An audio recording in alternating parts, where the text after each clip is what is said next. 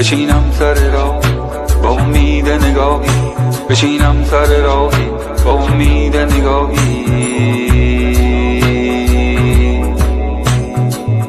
خدایا تو گواهی.